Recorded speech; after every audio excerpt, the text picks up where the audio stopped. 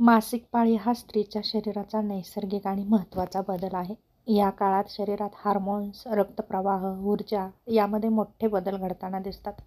त्यामुळे पाळीच्या दिवसात शरीराची जपवणूक, आहार, विश्रांती आणि स्वच्छता खूप महत्त्वाची असते. तेव्हा खाली काही आहाराविषयी आणि मासिक पाळीमध्ये काय करावं याविषयी माहिती आहे, ती पाहू. पहिलं महत्त्वाचं म्हणजे उबदार राहा.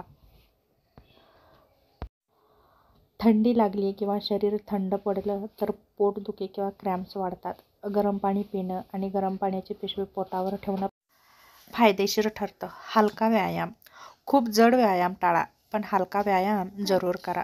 जसं की हळू चालणं, हलकंसं स्ट्रेचिंग करणं, योगासनं करणं. यामध्ये बटरफ्लाय, बाळासन यासारखं योगासने तुम्ही करू शकता. यामुळे रक्तप्रवाह नीट राहतो आणि पोट दुखणं कमी होतं. त्याचप्रमाणे पुरेशी झोप घ्या.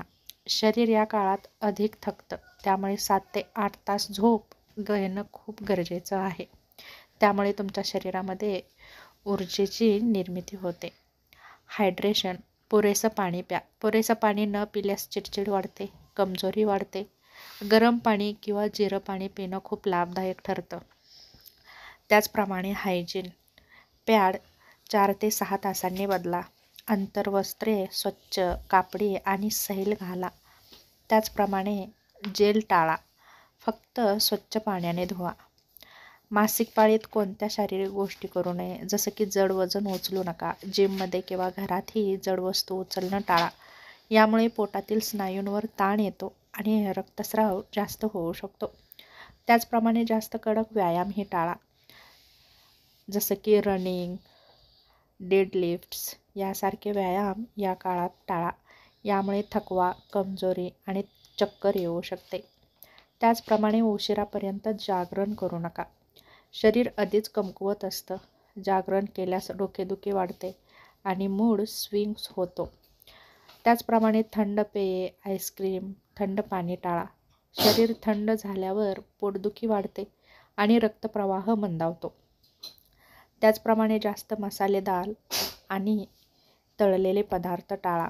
असे पदार्थ खाल्ल्याने पचन बिघडतं, गॅस, पोटदुखी वाढते, पोटफुगी होते. तंबाखू, सिगारेट, अल्कोहोल टाळा. हे रक्ताचे थक्के बनवण्यावर परिणाम करतात आणि हार्मोन्सचं असंतुलन होतं. जास्त वेळ ओलं पॅड ठेवू नका. ओल्या पॅडमुळे बॅक्टेरिया वाढतात आणि ते इन्फेक्शनचं कारणही बनू शकतं.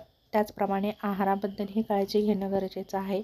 यामध्ये तुम्ही गरम पाणी, हर्बल टी, जिरं, आलं, दालचिनी वापरून तुम्ही गरम पाणी पिऊ शकता.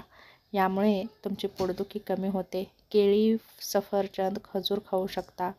हिरव्या पालेभाज्या खाऊ शकता. यामुळे रक्तातील लोह वाढतं. तीळ, खजूर, अक्रोड खाऊ शकता. यामुळे तुमच्या शरीरात ऊर्जा वाढते. मैदा, ब्रेड, जास्त चहा पिणं, कॉफी पिणं नक्कीच तुम्ही टाळू शकता. त्याचप्रमाणे कोल्ड्रिंक्स टाळा. तळलेले मसालेदार पदार्थ टाळा. घरगुती उपायामध्ये तुम्ही गरम पाण्यात थोडी हळद, मध घेऊन पिऊ शकता. यामुळे तुमची पोटदुखी कमी होते. त्याचप्रमाणे सौम्य मसाजही करू शकता, जसं की पोटाच्या खालच्या भागावर, कमरेवर. यामुळे तुम्हाला आराम मिळतो. त्याचप्रमाणे योगासनेही करू. आपला मूडही चांगलं राहण्यासाठी तुम्ही नेहमी सकारात्मक राहा, कारण मूड स्विंग होणं हे नैसर्गिक आहे. स्वतःला दोष देऊ नका. आराम करा, गरम पाणी प्या, हलकी गाणी, गरम चहाचा कप घ्या. स्वतःवरती प्रेम करा. लक्षात ठेवा, मासिक पाळी हा आजार नाही, ती एक शक्ती आहे. शरीराच्या शुद्धीकरणाची ती एक सुंदर अशी प्रोसेस आहे.